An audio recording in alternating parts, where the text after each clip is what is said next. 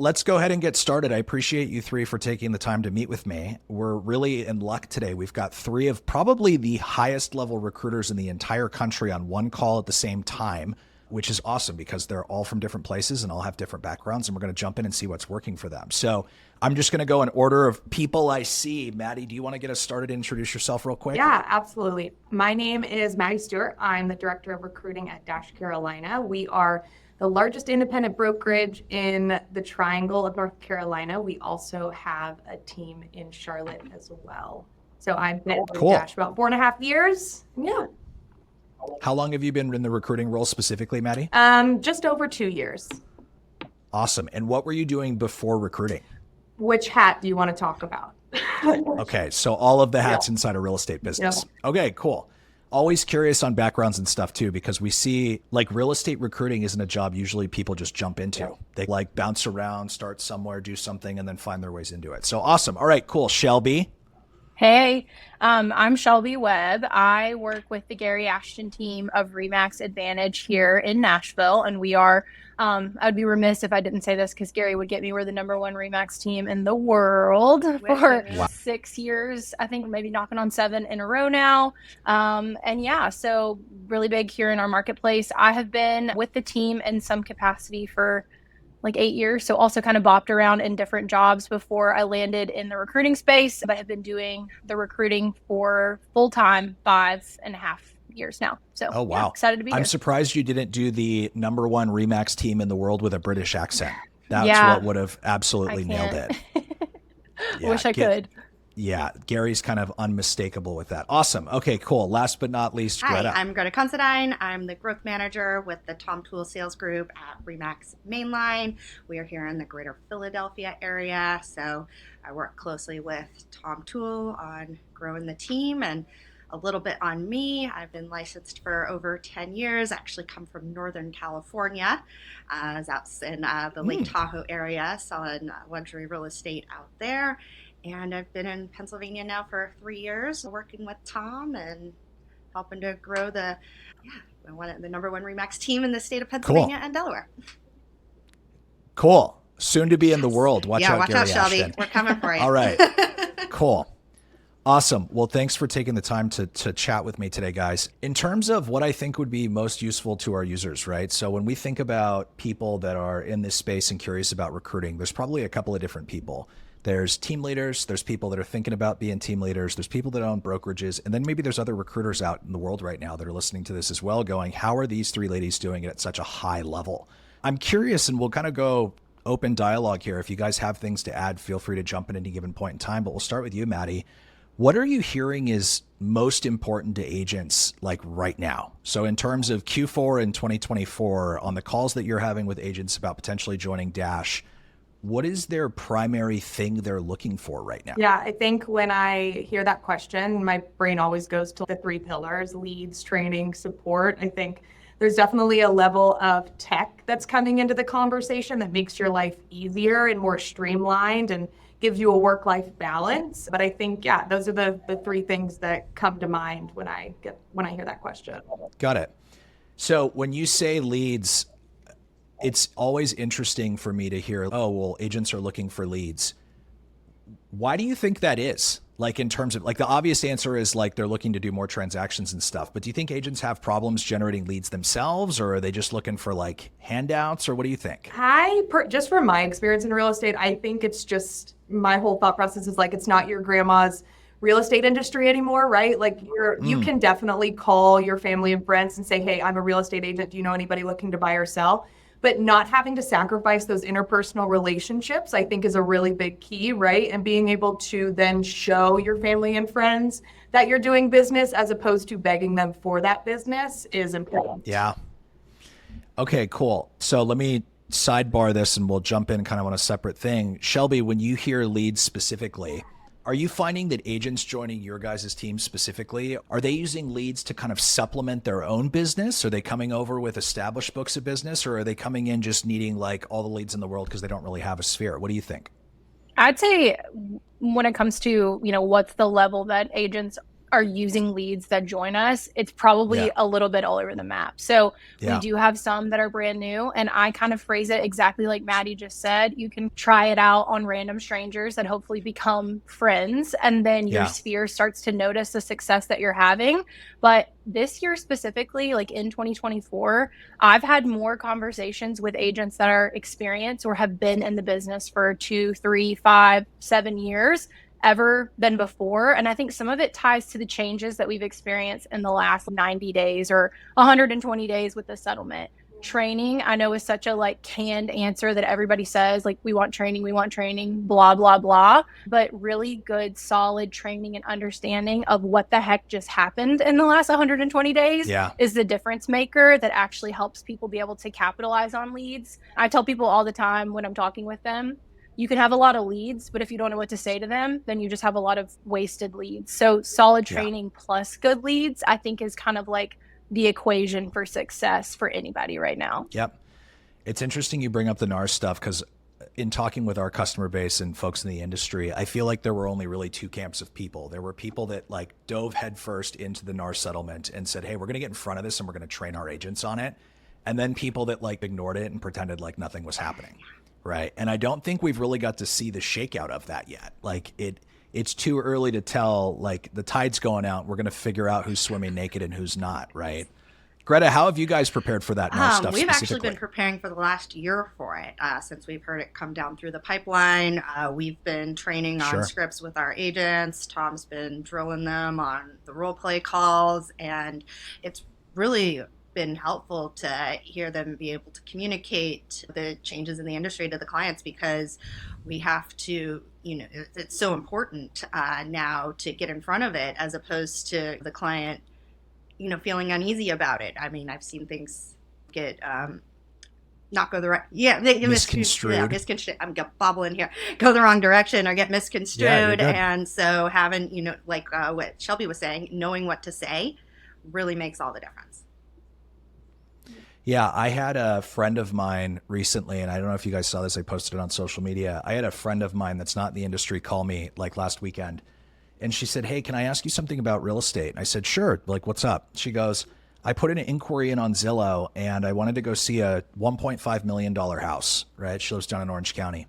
And the agent said that she got connected to, hey, I can't show you that house unless you sign a buyer broker agreement.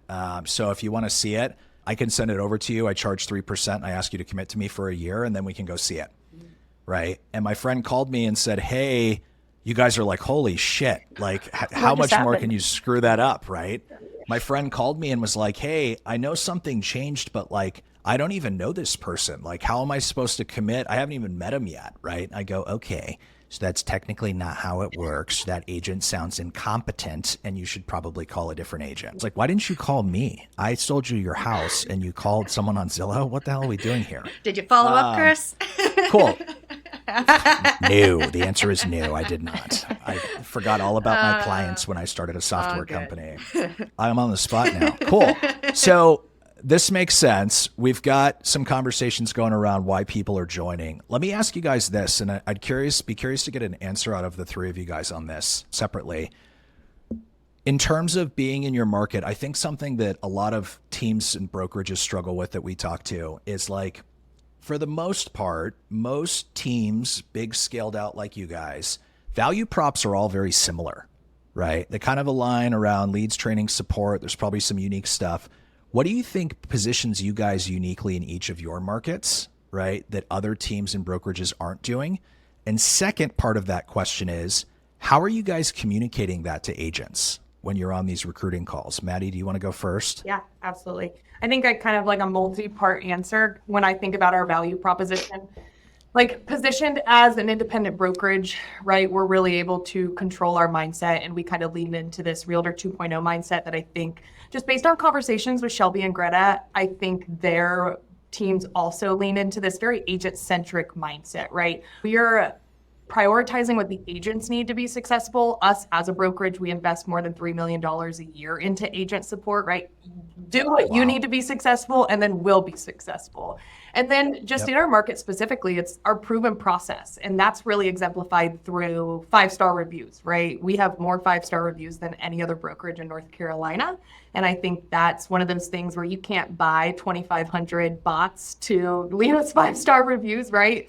And then we get more Zillow leads than any other team. So I think how we embody this and how I show this to the people that I'm talking to is just the way that I talk to them, right? I figure out what their needs are and I show them how I function as a human being, transparently giving them the information that they need to be successful. And we're kind of the first line of defense of embodying what our brokerage has to offer and then finding a way to show them in a way that resonates with them, not forcing this information down their throat, I think is the most impactful approach. Yeah.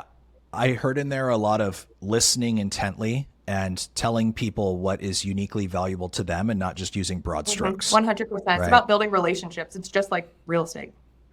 Yeah. And I think that a lot of, especially team leaders that we talk to, they're wearing a lot of different hats. When they think recruiting, they like throw up value on someone for 20 minutes and then go, cool, what are we doing? Right. And it's like, well, you didn't ask me any questions about what's important to me. Yeah. And then it results in an outcome that they're not super stoked with. Shelby, what about you? Yeah, for sure. So to answer like what kind of sets us apart, it's kind of echoing some of what Maddie said. It's painting a picture of all the resources, but then also marrying it to what they've been telling me. And something that I think really stands out when it comes to new agents is they don't know what they don't know. Mm-hmm. So they don't know what to ask versus the agent that's been somewhere for 2 years and they're not happy with what they're getting. They come with a laundry list of what they're not happy with, what their pain points are, and how they're trying to achieve them with you.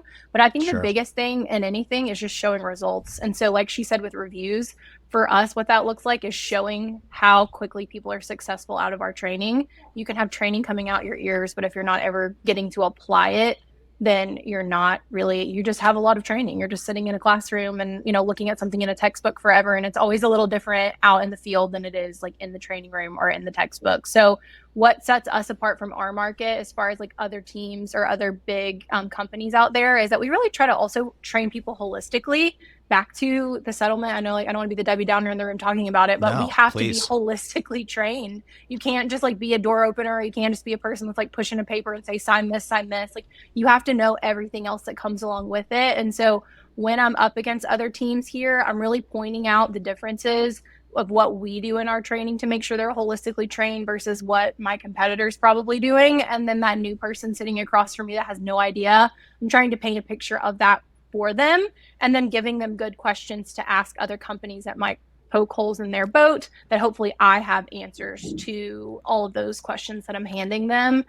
So yeah, just really tying it back to results, training, leads, and then results from both of those things. I think are the difference maker for our company. We're going to come back to those questions you encourage people to ask other brokerages because I think that's huge and there's a massive learning opportunity for a lot of people there. Greta, what about you? What do you think in your market positions you guys need? Maddie and Shelby basically took everything I was going to say there. So kind of, looping back around how we position our agents differently is proven strategies and training methods that work. Our agents will track what they're doing with their calls, their conversations, their appointments, and then that leads to converted sales. And knowing what you're doing and tracking that, you can get better at it. And coming back to what Shelby said about having, systems that work that are in place that showcase that really help out to say, hey, this is what we've done. This is where we can get you to. And you also meet the agent where they're at because everyone's going to be at a different place in their business when they're getting started. And so having a system that can really tailor to a brand new person or a more experienced folk, but then also just work on ramping up their business really, helps. This is interesting that you guys all kind of have come to the same thing, which is like, I feel like agents probably aren't asking the right questions when they're actually interviewing with you guys a lot of the time. And a lot of the time you have to tell them what they should be listening for. If you guys were agents right now, right, and this is like completely flipping the script. If you guys were agents right now and you were interviewing at brokerages, right, and thinking about making a move or teams or whatever it may be, what kind of questions would you be asking? doesn't matter which order we go in here, but I'm curious what your guys' thoughts are on like what questions you would be asking to figure out, is this the place I should be making a move to? I guess I'll start. I think it goes back to those 3 pillars: leads, training, support. And I think for me, it's poking holes in what they actually have to offer. I think when you're having conversations with brokerages, there are so many people that are going to shortchange you on the information that they're sharing. So really diving deeper into, well, what are these leads, right? Are you just giving me a list of 200 people to call, or am I getting inbound calls, right? Like the quality of what you're getting and asking more clarifying questions and diving deeper. And then when people refuse or withhold that information, then forming my judgments on the brokerage from there. 100%. Can I give you guys one that I think is like massive and would probably just be like a death blow in an interview? Let's hear it. Okay, that's pretty deep, but yeah, maybe not a death blow. What I would be asking if I was an interviewer, like one of you guys that was talking to an agent about potentially making a move to my team, I would say every other person that you go and talk to, right? Because you should totally interview other brokerages. I would be asking these other companies that you go to interview at, how quickly after I onboard can I expect my phone to start ringing with leads? Because we know the answer to the question at 9 places out of 10. It's like, well, that never happens, right? And all 3 of you guys, obviously that's a solution you guys can uniquely provide value for. If they ask that question at a traditional brokerage, the person who's interviewing them is going to be like, what? Right? It's going to cross their eyes. It's going to be brutal. So that's one I would be thinking about. Shelby, what about you? I would say kind of just tagging along with that, literally the paper that I give them to go ask other companies is like, how quickly am I going to write my first contract? Wait. You have a paper that you have like a 1-pager you give them?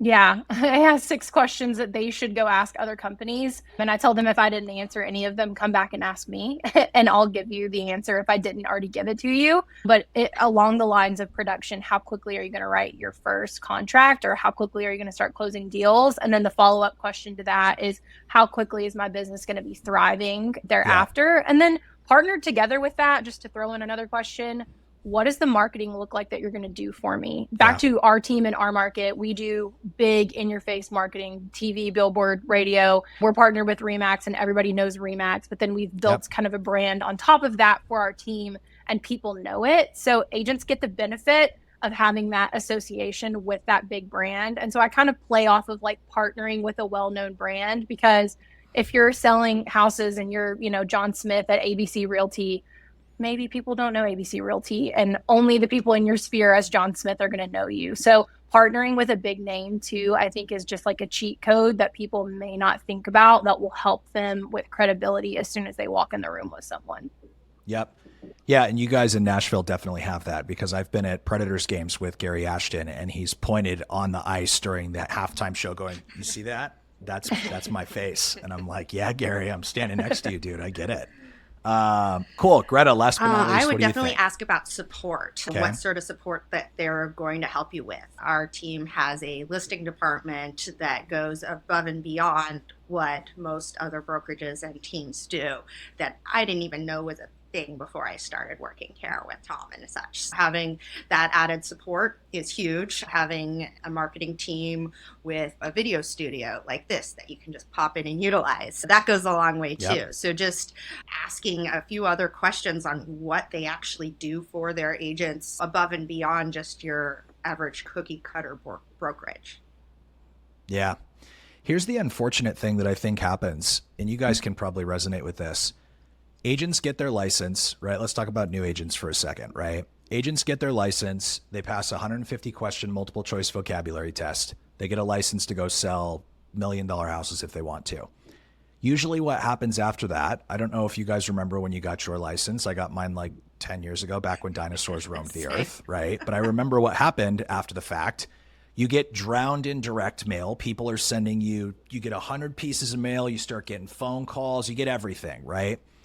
I think what ends up happening is new agents kind of fall for like the best salesperson, right? They go to work for like whoever gets them on the phone and gives them the sweetest pitch, and then they go meet with them and blah, blah, blah, blah. I wish more agents could find their way directly to teams like you guys, right? Where like you guys actually provide tactical leads, training, and support, and like accountability mechanisms to hold them accountable to stuff like that, right? So to all three of your points, if I was a new agent right now, I would 100% be asking very detail-oriented questions around what does it actually mean? What does leads actually mean? Not, oh, we give you leads. Okay, cool. How many? Where are they coming from? What are the sources? What's the average conversion rate? How soon can I expect them? Like, don't be afraid to dig deep with someone, right? And with you guys have all that stuff on the top of your head. It just blah comes out, right? But a normal brokerage might not have that type of credibility that quickly. Cool. Let's shift gears for a second. I have a question for you guys around what you think makes you guys effective recruiters outside of the normal, like, hey, I'm a good salesperson, I'm good at talking to people, et cetera, et cetera. Greta, do you want to start? What do you think, if you were a team leader right now, let's take your recruiter hat off for a second. If a team leader was listening to this and said, hey, I want to go and find my own Greta, right? What would you tell them to look for in a person that would make that person an effective hire? Customer service. I definitely think it all roots back to that, of just being able to talk to anyone and be able to take the time to do so and not get yourself to put an opinion about that right away, and just be able to give yourself some time to get to know that person. So, I mean, you did say not to talk about building rapport, but there is a lot about that. No. So I'd say it's mostly about, building rapport with someone, getting to know them, seeing who they actually are. My favorite question to ask in an interview is, what are you passionate about outside of work?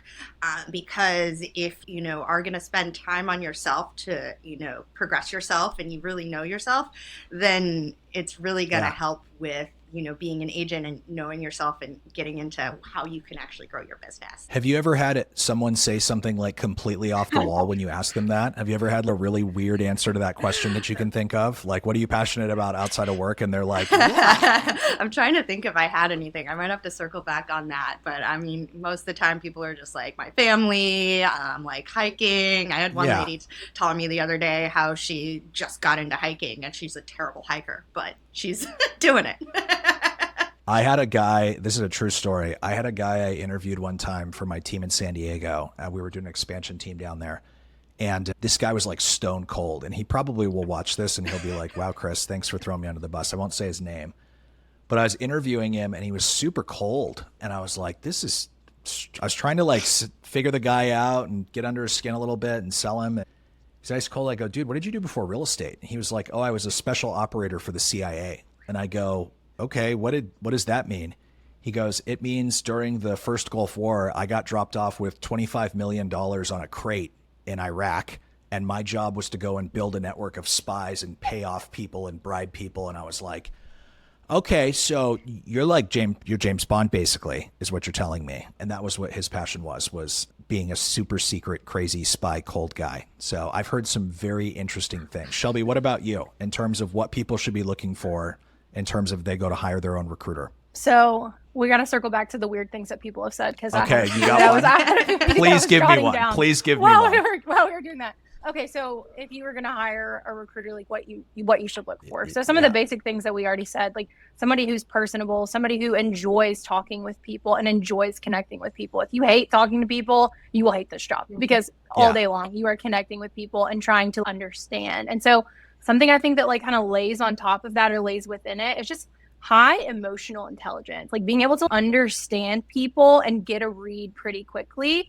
We have a gut instinct for a reason. And I would say 9 times out of 10, it's right. Sometimes one times out of 10, there's, they're weird and they're actually normal underneath there. But being able to get a read on people pretty quickly and be able to read in between the lines of what people are saying. And that's something that like takes time, and it comes with experience, like doing it over and over and over, but knowing like what your company needs and who your target person is, and then being able to pretty quickly get a read on people to find out if there are synergies there. So that's what I would say. And then also a really, really good understanding of your organization and like who it is, what it is, more than just a value prop, but like has a pulse on the people, knows the people, loves the people, and is able to find out like who's going to be a good mix with your So people. do you think it would be a fair assessment, and I guess this is a follow-up question for the three of you, would you say it would be a fair assessment that their recruiter might already be working with them in their org in a different role? Yeah, for sure. All of us did. Like- I'm pretty sure we all wore different hats before we were. definitely. Yeah. Well, Yep. So your recruiter might be like hiding underneath your nose and you just don't know it yet. Like you probably Cool. already know them. You probably Okay. already know them. Now okay, what's the weird thing Yes. you've gotten in interviews now? You like So I piqued my always interest. end my meetings with, what do you like to do for fun? Or what do you love to do if we haven't already Yeah. talked about it? So I've had like scuba divers, I've had skydivers, I've had bakers. Like I've just had weird things, which most Yeah. people do answer the normal, like, nothing as cool as yours. No, like they told me something and then they were I don't gonna know if kill mine me, was but- cool. I was like, this guy, like mine was a little like I was sitting across from him going, man, I better never have to pause this guy on leads or something. Yeah, I'm like sweating a little bit. Like this guy's That's he's awesome. psychologically evaluating me while we're talking. It's great. Maddie, what do you think in terms of if you were hiring a recruiter, what qualities would you be looking for? All that cool stuff. I mean, surprise, surprise. It's a married response of what Shelby and Greta said. I think really for me, it comes down to someone being able to have these emotionally intelligent conversations where you're talking to someone. You're, like Shelby said, you're reading between the lines, right? Sometimes people don't know what they need, but when you ask them provoking questions, you can kind of figure out what they need. But also someone who's able to have a conversation and get someone's guard down. I feel like when you're having conversations with agents, like Shelby said, we're having more conversations with more experienced agents. Their guards are up, right? They're used to getting blasts from recruiters. And I think being able to bring your guard down, say, hey, I'm not here to sell you on my brokerage. My brokerage is the best brokerage to ever exist in the history of anything ever, but that doesn't mean that it's the best brokerage for you. Let's talk about what you and your business needs. Let's talk about what my brokerage has to offer. If it makes sense to continue the conversation, great. If it doesn't, no harm, no foul, right? All you're doing is educating yourself. So someone who I know has all the information and can talk about it in a way that's organic. Something that me using my EQ and reading between the lines of everything the three of you just said, I think there's a common theme that if you're looking to hire a solid recruiter inside your organization, the reality is that position isn't just you're not just interviewing people. There's a persuasion element to it, right? Like the three of you guys are all really crack shot salespeople, right? As much as I would like to think that interviewing is just like ask questions, tell them informationally about the value prop, and then close.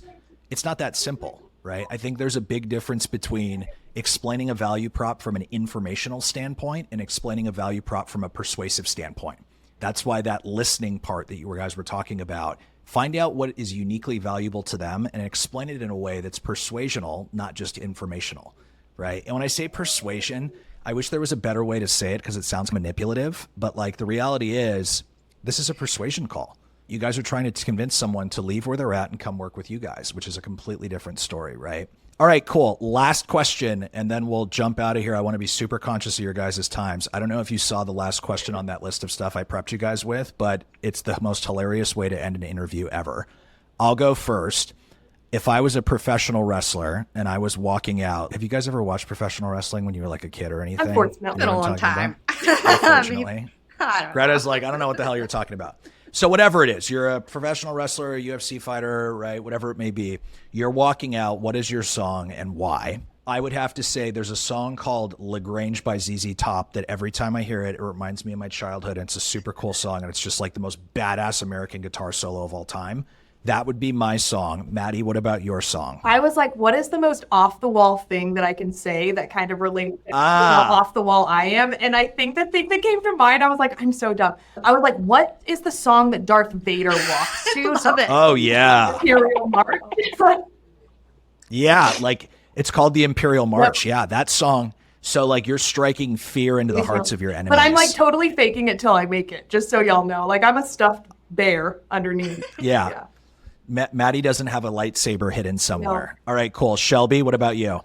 Okay, so when I was thinking about this, I went back and forth on a few, but I would say I like grew up listening to a lot of like classic rock as a kid. So Kashmir by Led Zeppelin is like gonna be my I can jam. see Like, that. just like a good little like beat. And then in college, I went to Ole Miss, and so before every football game, that was like the hype song. The too. song. So it's just like it's been a theme through my life. So that would I be love mine. that. Yeah. That's an epic song. Awesome. Greta? So my song that I would probably walk out to would be Chop Suey by System of a Down.